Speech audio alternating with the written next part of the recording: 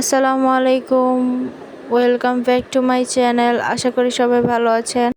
আমি আপনাদের জন্য একটি ভিডিও নিয়ে আসলাম। আজ নিজের জীবনের অভিজ্ঞতা থেকে ভিডিওটি শেয়ার করা। নতুন বিয়ের একটা দখল আছে। বিয়ের সাথে সাথে হাজবেন্ডের সঙ্গে আলাদা সংসারে থাকলেও এটা ফেস করতে হয়, এবং যারা শ্বশুর শাশুড়ি দেবর ননদের মাঝে থাকে তাদের জন্য পরিস্থিতি আরও জটিল হয়। এটা ধনী নির্ধন শিক্ষিত অশিক্ষিত নির্বিশেষে প্রত্যেকটা মেয়েকেই এই সমস্যায় পড়তে হয়। আপনারা দেখেছেন না, মেগান মার্কেলর রাজ পরিবার ছেড়ে চলে গেছে। অনেক বছর ধরে পরিচিত কারোর সাথে বিয়ে হোক কিংবা একদম অপরিচিত কারোর সাথে বিয়ে হোক, আমরা প্রত্যেকটা মানুষ সম্পূর্ণ আলাদা। আমাদের প্রত্যেকটা পরিবারের চিন্তাধারা আলাদা, প্রত্যেকটা রান্না বান্না খাদ্যাভ্যাস শিক্ষা সম্পূর্ণই আলাদা। পরিবারের সিস্টেমগুলো, আমার পরিবার বেস্ট, আমার পরিবারের সিস্টেমগুলো সবচেয়ে ভালো সিস্টেমের পরিবর্তন আমাদের ভালো লাগে না। অনেক শখ আসবে, আপনি চমকে যাবেন, ভেঙে পড়বেন। আপনি যাকে ফ্যান্টাস্টিক গাই ভেবে বিয়ে করেছিলেন, তার পরিবার আপনার নামে মিথ্যা অপবাদ দিলেও সে সব জেনে শুনে নিজের পরিবারের পক্ষ নেবে। আবার যাকে নিজ পরিবারের জন্য উপযুক্ত বিশ্বাস করে বউ করে এনেছেন, সে হয়তো আপনার পরিবারের সাথে একদমই অ্যাডজাস্ট করতে পারবে না। বিয়ের কুৎসিত কে অ্যাকসেপ্ট করার একটা জার্নি, বিয়ের শখ ম্যানেজমেন্টের জার্নি। বিয়ের পরে ফেসবুকের ভিডিওগুলোর মতো সেজে মেহেদি পরে ঈদ নাও যেতে পারে, কাঁদতে হতে পারে, রাগে চিৎকার আসতে পারে, কি হবে জানি না। তবে এটাই সত্যি, নতুন বিয়ের একটা ধকল সইতে হতে পারে, আবার নাও হতে পারে। আল্লাহ এগুলো সব সঠিক করে দেবেন সময়ের সাথে সাথে। কাজে হাল ছেড়ে সংসার ত্যাগ করার দরকার নেই।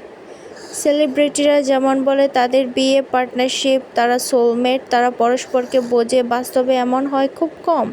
100%-এর ক্ষেত্রে সে পরস্পরকে বোঝে না বিষয়টা এমনও না।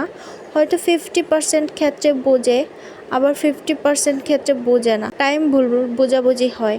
সময়ের সাথে সাথে আমরা এই বাস্তবতা গ্রহণ করে নিতে মেনে নিতে শিখে যাই।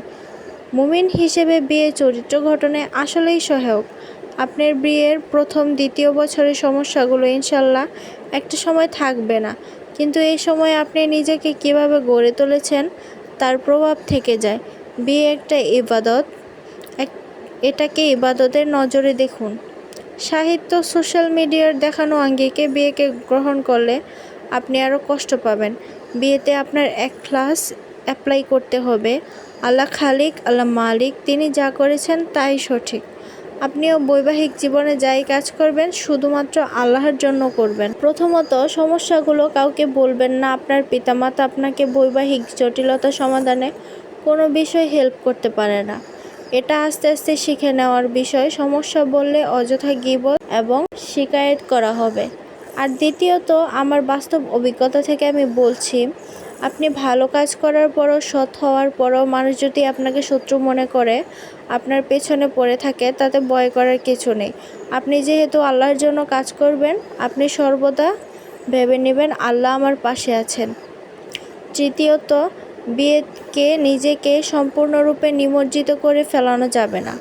আপনার নিজের জীবন থাকতে হবে, নিজের জন্য কোর্স অফ অ্যাকশন থাকতে হবে।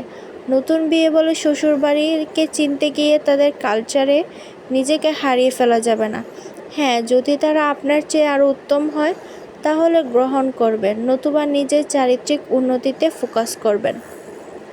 প্রচুর কোরআন পড়বেন, কোরআনের অর্থ পড়বেন। নতুন বিয়ের অবস্থাটা অধিকাংশ মানুষের জন্য দিশেহারা একটা অবস্থা। কোনো মানুষ এই দিশেহারা অবস্থায় দিশা দিতে পারে না, শুধুমাত্র আল্লাহ পারেন। আমাদের আসমানি সাহায্য প্রয়োজন। আপনি আশ্চর্য হয়ে যাবেন কিভাবে কোরআনের অর্থ খুলে বসার পরে বিভিন্ন কঠিন পরিস্থিতিতে করণীয় বিষয়টি আপনার কাছে পরিষ্কার হয়ে যাবে। আল্লাহ অলৌকিকভাবে আপনাকে গাইড করছেন দেখে আপনি আল্লাহকে আরও বেশি ভালোবাসতে শুরু করবেন। কোরআনের এই আয়াতসমূহ সব কিছু জেনে বুঝে পড়বেন। কোরআনের আয়াত আপনার কাছে পরিষ্কার হয়ে যাবে।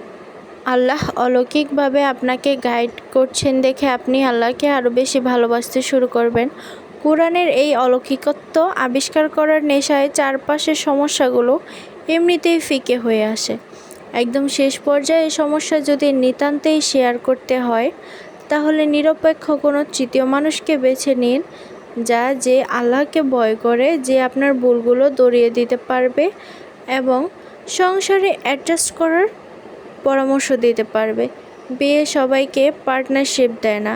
বিয়ে কারো কারো জীবনের এন্টারপ্রেনিউরিয়াল এনার্জি হয়ে আসে জীবনে। এই শক্তি গীবত থেকে আসে না। শ্বশুরবাড়ির প্রতিটি সদস্যই মা বোনের সাথে আলোচনার মধ্য দিয়ে এই শক্তি পাওয়া যায় না। অভিযোগ, বিয়ে করে ভুল করেছি, এমন অধৈর্য বাক্য দিয়ে শুধু নিজের ক্ষতিই হয়। যেমনটা আমি অনেকবার বলেছি এই কয়েক বছরে, বহুবার বলেছি, বহুবার। এই শক্তি আসে আল্লাহর তরফ থেকে। নতুন বিবাহিত প্রতিটা মানুষের কোরআনের সাথে আরও অধিক পরিমাণে লেগে থাকা উচিত। প্রতিটা কাজ শুধুমাত্র আল্লাহর জন্য করা উচিত।